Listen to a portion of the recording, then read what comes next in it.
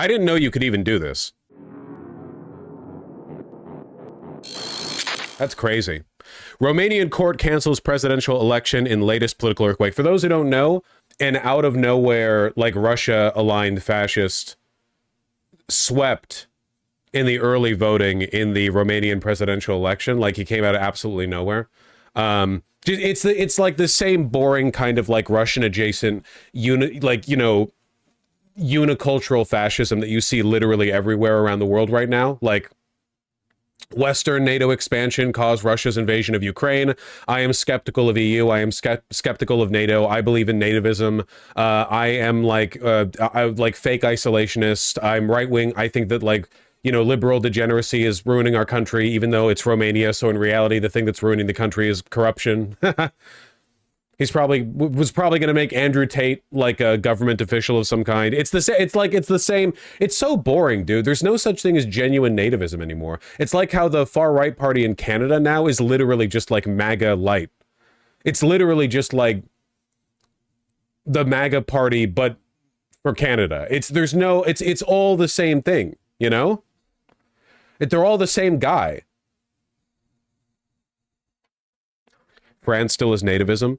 It's true. By virtue of being extremely arrogant, France and Quebec actually do have their own branches of the far right that are genuinely ideologically independent. It's kind of crazy.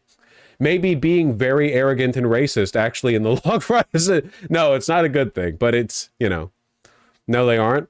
Nah, the conservative tendencies in Quebec and France are definitely less monocultural than what's happening right now in like Germany, England, Canada, America, so on and so Romania, I guess. Not just that, he got like $3 million from Russia. Well, hold on. We haven't even gotten into the damn thing yet. But right.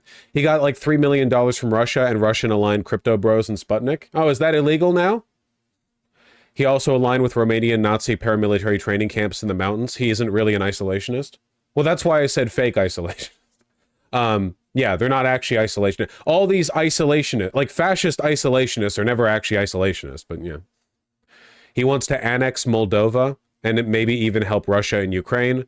He's also a new age Wiccan spiritual guy that thinks water is memory, pyramids are Egypt points, coke has microchips in it, and C-sections sever the baby's divine light.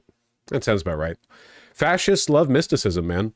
A top Romanian court annulled the first round of the country's presidential election, days after allegations that Russia ran a coordinated online campaign to promote far-right candidate Călin Georgescu.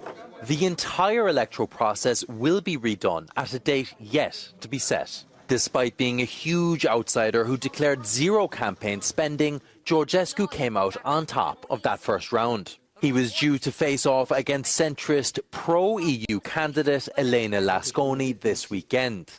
The Constitutional Court's unprecedented and final decision came after the Romanian president declassified intelligence that alleged Russia ran a sprawling campaign comprising thousands of social media accounts to promote Georgescu. The news...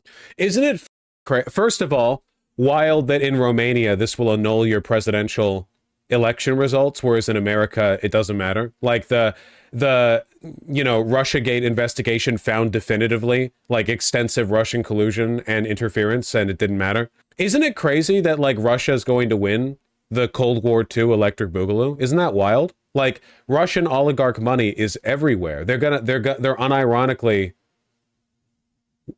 winning if they haven't already won. It's crazy. Wait, is them canceling the election good in this case? Yeah. I think, like, if you disagree with that, then you think fascists should be able to use like infinite money and foreign influence to buy elections, which I don't think that, right? Like, any argument against this would be like a technicality argument, like, oh, people already voted, so it doesn't matter how much corruption and how evil and biased everything is. Technically, yeah, which I don't care, you know. It's just like what's happening right now in independent media in the West, you know? Oh, he's an outsider with zero campaign spending. Oh, turns out he's getting millions from Russia. Many such cases. That's crazy. US as Blinken and EU pressured us to do stuff. What do you mean us? Are you Romanian? Romania is a key NATO member in the region. We even have an Iron Dome like Israel. The U.S. paid us billions for free to upgrade our Air Force. Well, you're in a strategically valuable location. It makes sense. Yeah. Well, it's a shame that Blinken and the United States in general was willing to, I guess, block Russian interference over there. But domestically, we just let them win, I guess.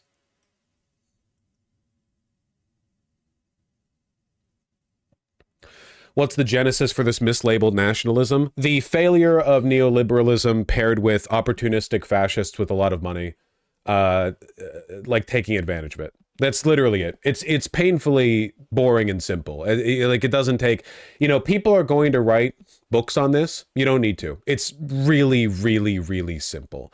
Neoliberalism failed because austerity politics fails. It makes people unhappy. An increasing percentage of the overall wealth of the world is being held in the hands of a smaller number of people who keep them away from the rest of society, sitting in offshore accounts, just collecting dust. That leaves people feeling bad and makes it easy to sell them a narrative about why the world is going worse. And that's it, They will never admit neoliberalism failed. Yeah, every time I think like maybe people are waking up, I see a Will Stansel tweet or something like that, where he's like, man, voters are stupid. Don't they know that things are 2% better this year? It's like, man, if we want the same thing, right? Like, I don't think Will Stansel's like a agent of the capital class. I don't think he wakes up every morning and takes his orders from, hedge fund billionaires or whatever. I think that his intentions are earnest. It's just like, if you care about defeating fascism and democracy prevailing, you have to understand what's happening here, The neoliberal loathing of democracy is so loud right now. It really is. A bunch of people after the assassination of Brian Thompson, they're like, man, I hate people for being happy that this guy was killed.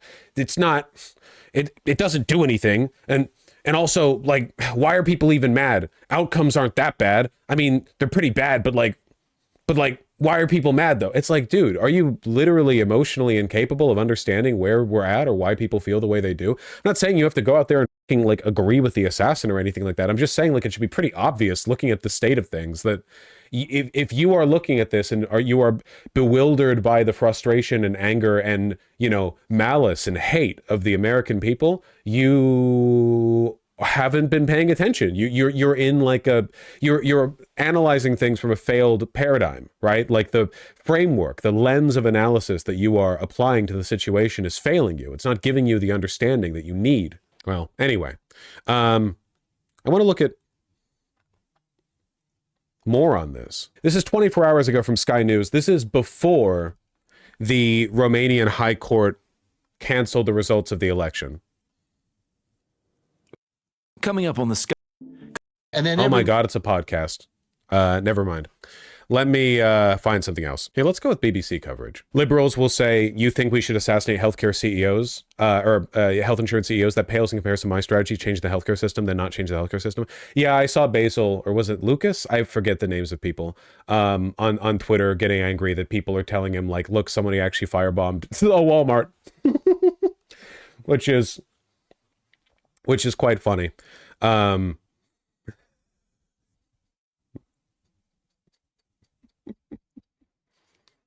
It's quite funny. Basil low-key annoying, but I fuck with the PFP and aesthetic. So what, you like, what was it, like femboys? I don't know, like the liberal twink thing? I don't fucking know. It's pretty funny.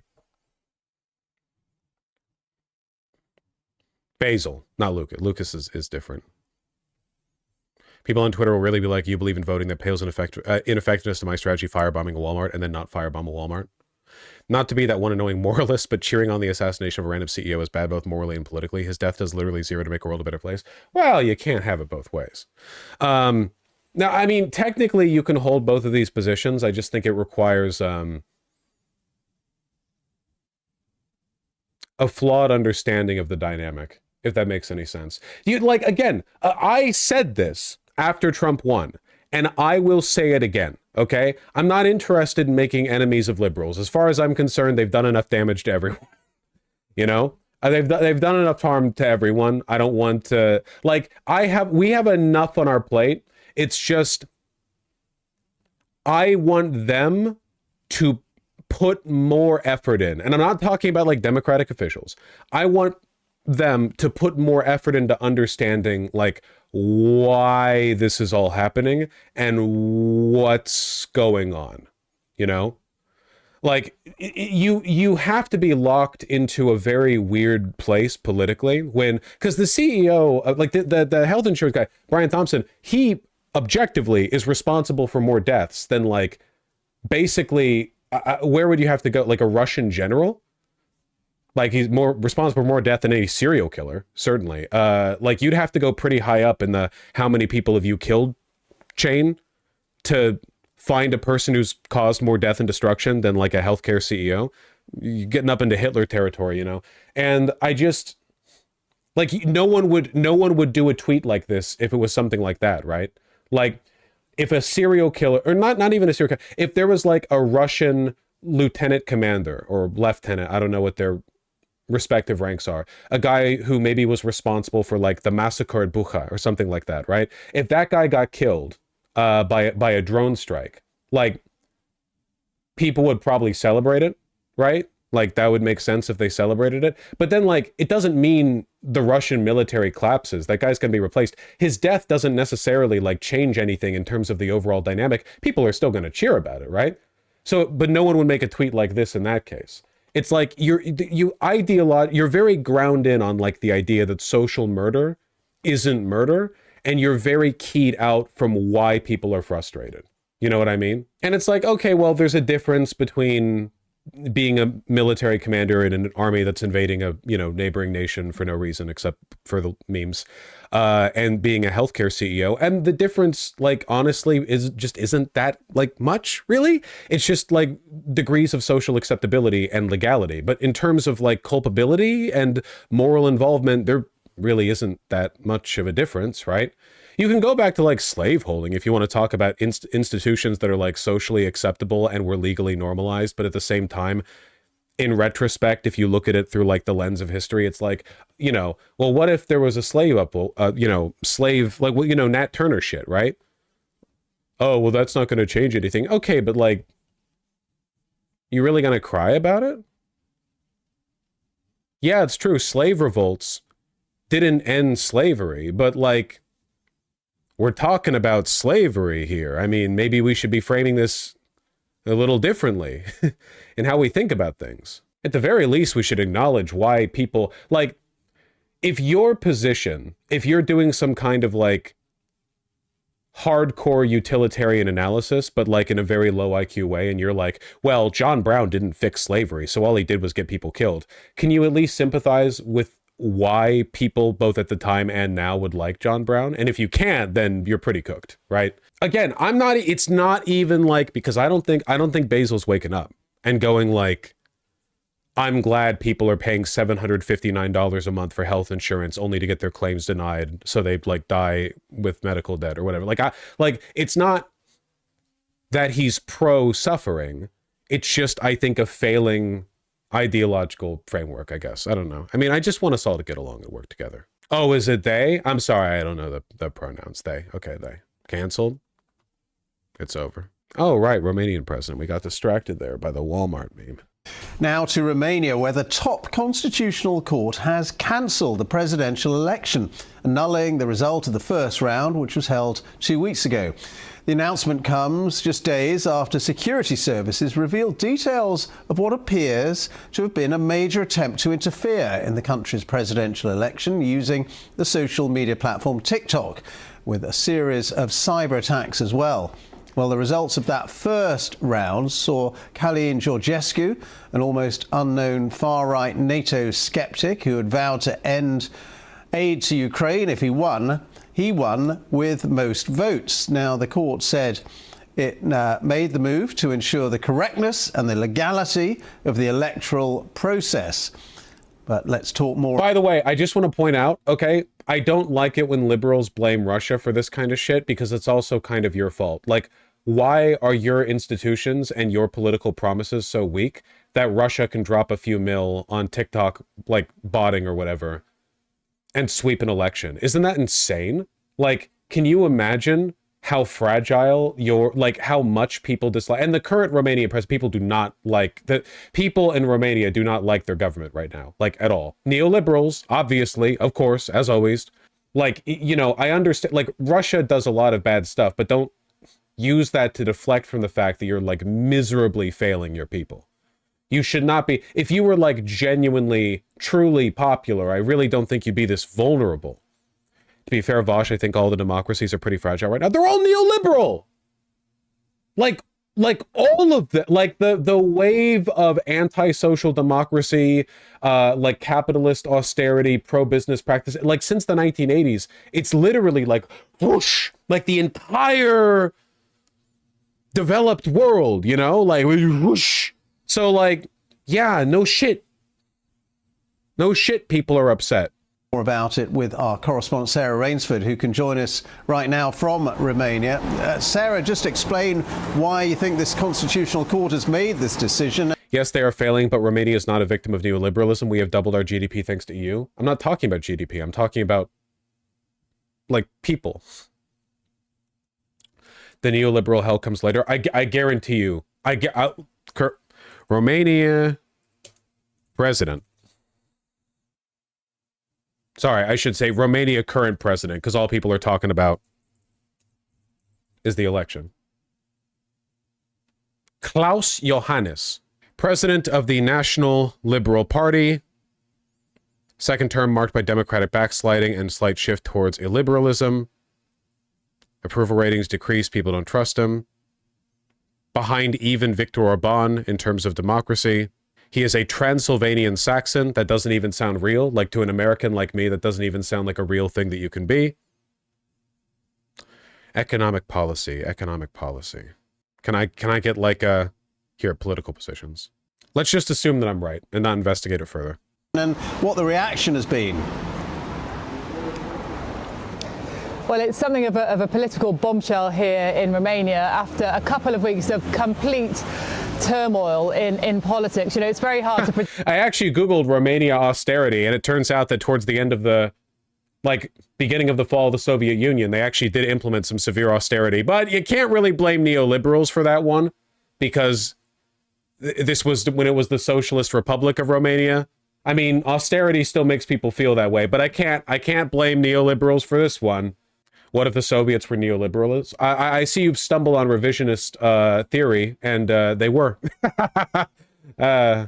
Predict what's going to happen here from 1 minute to the next, because it was 2 weeks ago now that a total unknown, essentially a very little known character from the far right of Romanian politics emerged, only campaigning on TikTok to win the first round of the presidential election. Now, after that, there was a lot of concern about how fair that vote had been, how he had managed to surge to the top as an essentially unknown character, particularly because his politics were from the far right, because he was very sympathetic to Russia, very skeptical about NATO. Now, what we had this week was an unprecedented release of intelligence documents by the authorities here, which suggested that his meteoric rise had... I will acknowledge that for Romania, the big driving issue probably has more to do with corruption than it does to do with austerity specifically. Though, I mean, if you gave me, you know, like $1.50 for it, I'd probably find a way to blame neoliberals. Actually been down to an influence campaign that was conducted and coordinated from outside of this country. That was the allegation. And now this latest move, the Constitutional Court, judges there voting that the entire presidential election has to be cancelled and started again from scratch. So we're in utterly uncharted territory, and the reactions have been extraordinary. The second round vote was meant to take place on Sunday with Călin Georgescu, that frontrunner, facing a candidate called Elena Lasconi. She's come out and she's condemned the court, saying that their move was actually illegal and immoral. She said it's a threat to democracy. The vote should have gone ahead. We haven't heard yet from Călin Georgescu, but I think it's safe to say that, as I said, nobody knows what's going to happen next here in Romania. Right, so we don't know then the vote that was scheduled for Sunday, whether it goes ahead or not. Presumably it doesn't. No, we know that that vote is not going to happen. The whole election is going to be run from scratch, including the campaigning. So we're waiting for a government to... It's actually a pretty wild move. I mean, if you think about it, like, after the vote's been conducted, oh, there was botting and money, we're canceling the election. It's pretty crazy. Announce the date of the beginning of campaigning, but at the moment we don't even have a government here in Romania. In fact, there were parliamentary elections last week as well, and there is still negotiations underway to form a coalition. So there's nobody to give us the date for the next election, so no idea really when that could take place. In the meantime, there have been protests here over the past few days. People really worried about these allegations of possible Russian interference in the elections. You know, actual fear that perhaps the tentacles of Moscow are stretching all the way here to Bucharest and using... all the way here? To Romania? Who could have guessed? Online platforms like TikTok to distort politics. So we were speaking to people here on the streets who are really, really worried about that. You know, don't forget this is a country with a long history of dictatorships and a long, cool relation, let's say, with Russia since then. So lots of fears on that front. Călin Georgescu himself, I met him this week as well. He denied in any sense being Moscow's man. He is a populist politician who says he's the man of the people. He says he has an agenda for change in Romania and he wants to implement that. So I can imagine he is going to be angry too about what the Constitutional Court has now done. Yeah. Well, I guess we'll see how that goes. Dude, there's a lot of shit happening right now. What the